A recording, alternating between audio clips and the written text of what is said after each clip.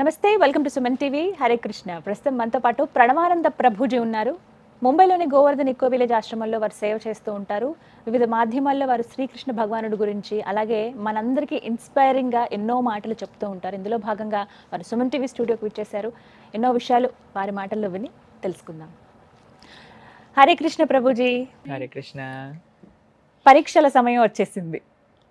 Year అంతా ఎంత కష్టపడి చదివినా మెయిన్ అసలైన టెస్ట్ ఇప్పుడే. ఎగ్జామ్స్ టెన్షన్ చాలా మంది స్టూడెంట్స్లో మనం చూస్తూ ఉన్నాము.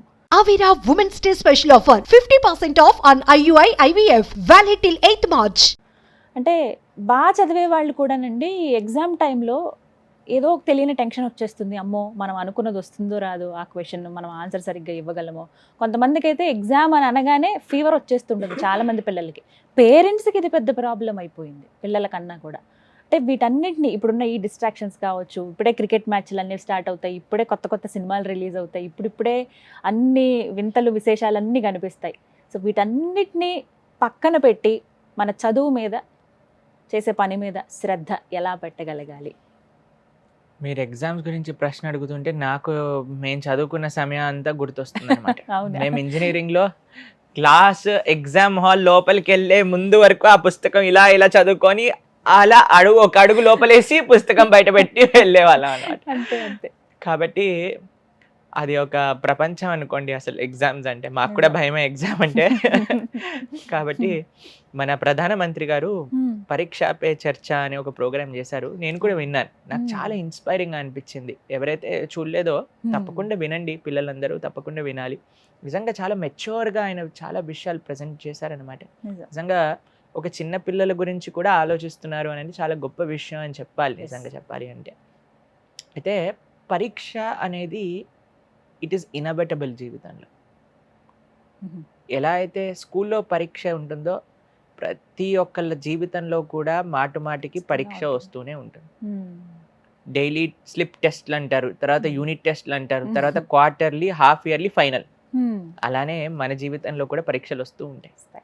ఇలా పరీక్ష వచ్చి మనం ఏ ఎగ్జామ్ అయినా, ఇంకా ఈ ఎగ్జామ్ పాస్ అవ్వని ఎగ్జామ్ అనేదని ఉంటుందా అండి?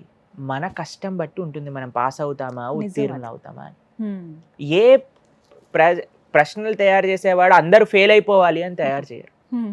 ఇది జీవిత సత్యం అండి. ఇదే జీవితంలో కూడా ఎలాంటి కష్టం వచ్చినా సరే దానికి సొల్యూషన్ ఉంది. నువ్వు ఉపయోగించాలి, మన బ్రెయిన్ని మనం యూజ్ చేయాలి, మన దృఢ నిశ్చయం ఉండాలి, మన సంకల్పం ఉండాలి, మన సాధన ఉండాలి.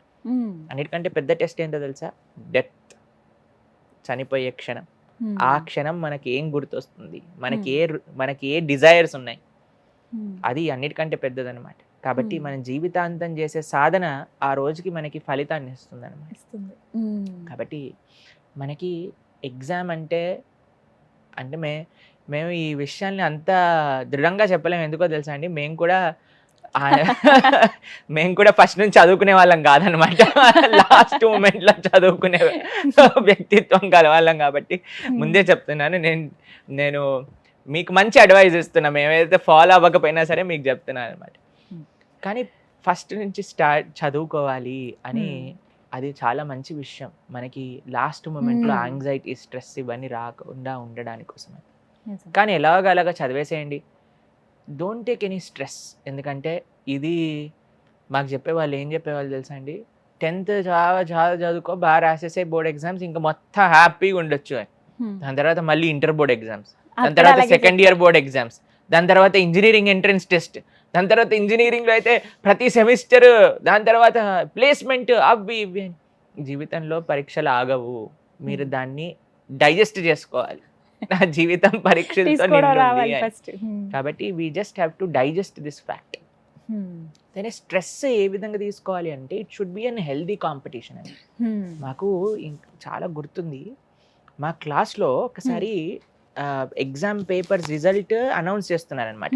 అయితే పలానా వ్యక్తికి 90 మార్కులు వచ్చాయి, పలానా వ్యక్తికి 95 వచ్చాయి, ఈవిడికి ఇన్ని మార్కులు వచ్చాయి.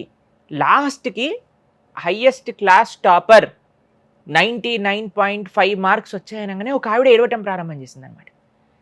టీచర్ అడిగింది, ఎందుకు ఏడుస్తున్నావు అంటే, నీకు 99 వచ్చాయి కదా, తక్కువ రాలేదు కదా అంటే, ఆయనకు నాకంటే ఎక్కువ వచ్చాయి, ఓ మై గాడ్.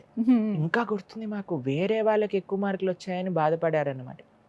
అలాంటి వ్యక్తిత్వం ఉండకూడదు మనకి. We should try our best. ఒక సూత్రం చెప్తాను, try your best and leave the rest to Krishna.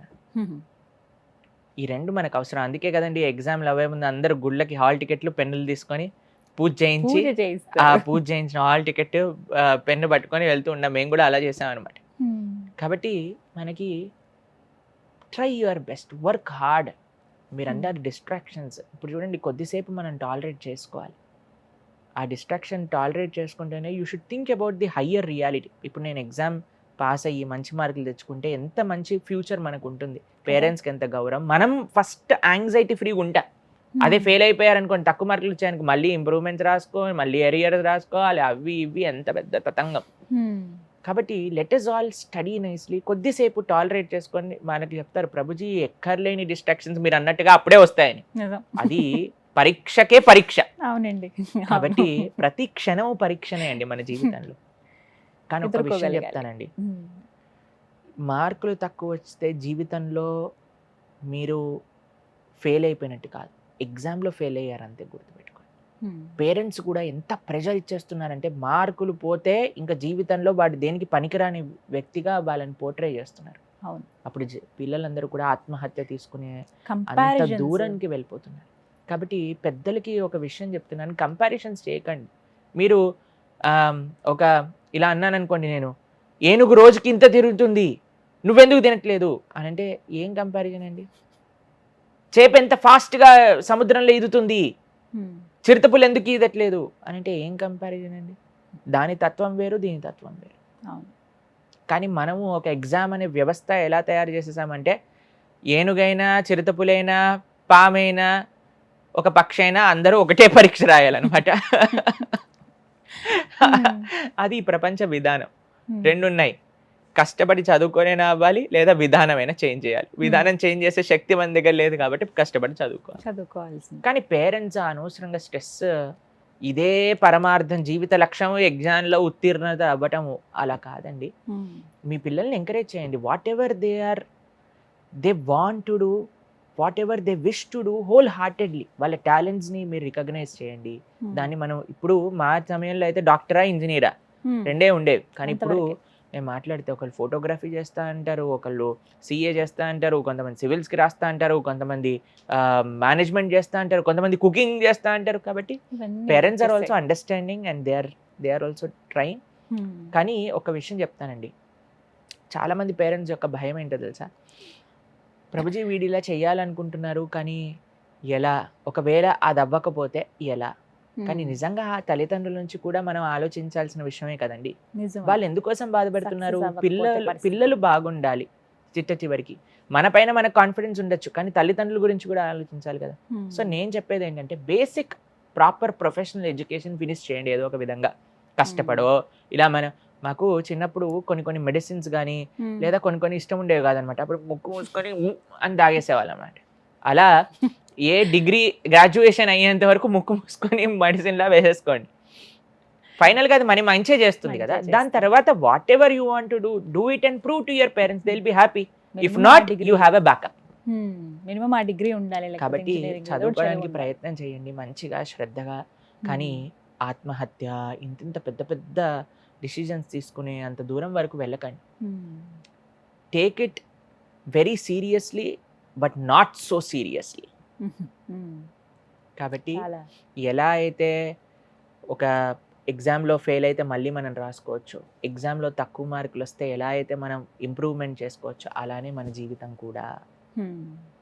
there is a chance, there is an opportunity for everyone to rectify mistakes and repent sincerely and try not to commit the mistake again and lead a good life. కాబట్టి exam నుంచి మనం నేర్చుకోవాల్సిన lesson ఇదన్నమాట. కష్టపడాలి, కష్టపడకపోతే తన్నులు తింటే మళ్ళీ మనం పైకి లేవచ్చు. there is no end. ఎగ్జామ్స్కి ఎలా అయితే ఎండ్ లేదో జీవితంలో, అలానే మన ఇంప్రూవ్మెంట్స్కి కూడా ఎండ్ లేదు. కాబట్టి చాలా పిల్లలందరికీ, ముఖ్యంగా 10th చదివే పిల్లలు, 10th తర్వాత ఇంటర్ ఇంటర్ చేసే వాళ్ళు ఎలా ఉన్నా మన మాటలు వినలేండి. కానీ 10th వరకు పిల్లలు కొద్దిగైనా వినయంగా ఉంటారు ఉంటారు. కాబట్టి మీరు ప్రధానమంత్రి ఇచ్చిన ఆ వాక్కుల్ని తప్పకుండా శ్రవణం చేయండి. వెరీ మెచ్యూర్‌గా ఆయన చాలా విషయాలు ప్రెజెంట్ చేశారు. కాబట్టి ఇప్పుడు ఈ జనరేషన్స్ పిల్లలు మేము ఇంజినీరింగ్ కంప్లీట్ చేసింది 2017లో. కాబట్టి ఇప్పుడు నేను చెప్పే విషయాలు రిలేటబుల్‌గా ఉంటాయో లేవో కూడా మాకు తెలీదు. ఎందుకంటే I think it's a generation change అని మేము అనుకుంటున్నాం. But still I wish you all the very best. May lord Hayagriva, who is the source of all knowledge, జ్ఞానానందమయం దేవం నిర్మల స్ఫటికాకృతిం ఆధారం సర్వ విద్యానాం హయగ్రీవం ఉపాస్మహే అని అంటారనమాట. కాబట్టి అటువంటి లక్ష్మీ హయగ్రీవుల యొక్క పూర్తి కృపా కటాక్షాలు మీ అందరిపైన ఉండాలి. మీ అందరికీ మంచి మార్కులు రావాలి. మీ అందరూ నేర్చుకున్న ప్రశ్నలే ఎగ్జామ్లో రాయాలి అని అనుకుంటూ ఉండేవాళ్ళం అనమాట. మేము నేర్చుకునే ప్రశ్న అదే రావాలి, లేదా నేను ఆన్సర్ రాసిందే టీచర్ 100 మార్క్స్ వేయాలి. అలాంటివి జరగవు. కానీ మీరందరూ బాగా కష్టపడండి. ఆ భగవంతుడి యొక్క ఆశీస్సులు కూడా మీ అందరిపైన ఉండాలి అని ఆ స్వామికి ప్రార్థన చేస్తూ wish you a very very all the best. May you be successful in all your endeavours. Hare Krishna. Hare Krishna Prabhuji, చాలా చక్కగా వివరించారు. చాలా మందికి అర్థమై ఉంటుంది, అర్థం అవ్వాలన్నదే. చిన్న చిన్న వాటికి ఏవేవో డెసిషన్స్ తీసుకోకుండా, అంటే అక్కడ దాకా వెళ్ళే కన్నా ముందు మనకి చాలా మార్గాలు ఉన్నాయి. అందులో కష్టపడి చదవటం ఒకటి, ఉన్న సమయాన్ని సద్వినియోగపరచుకోవటం ఒకటి, అదే చేస్తారని భావిద్దాం. నమస్కారం. హరే కృష్ణ.